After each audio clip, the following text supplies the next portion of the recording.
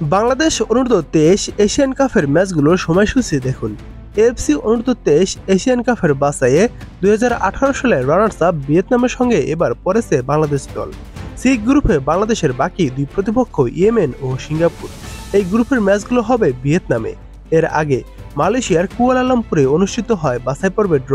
সেখানে এশিয়ার 44টি দলকে ভাগ করা হয় 11টি গ্রুপে। 11 দলের চ্যাম্পিয়ন দল সরাসরি মূল পর্বে খেলার সুযোগ পাবে, আর 11 দলের গ্রুপের সেরা 4 রানার্স আপ দলও পাবে মূল পর্বের টিকিট। গত আসরের বাছাইয়ে আলো ছড়াতে পারেনি বাংলাদেশ দল।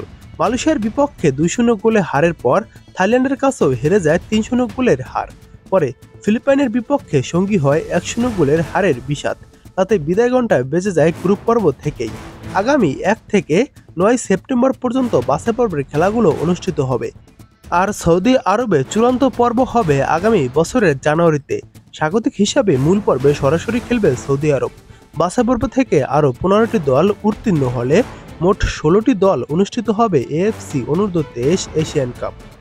এবার দেখুন এএফসি অনূর্ধ্ব-23 এশিয়ান কাপের বাছাইয়ের ম্যাচগুলোর সময়সূচি।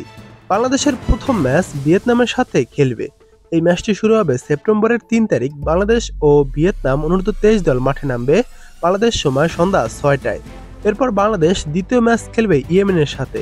এই ম্যাচটি শুরু হবে সেপ্টেম্বরের 6 তারিখ। বাংলাদেশ অনূর্ধ্ব-23 দল বনাম ইয়েমেন অনূর্ধ্ব-23 দল। এই ম্যাচটি শুরু হবে বিকেল 3টায়।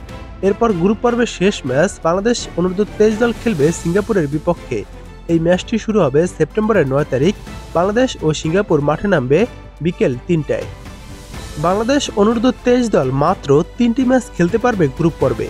এই 3টি ম্যাচ খেলে যদি বাংলাদেশ এই 4 দলের ভিতর যদি গ্রুপ সেরা হয়, তাহলে পরের বছর এশিয়া কাপ খেলবে।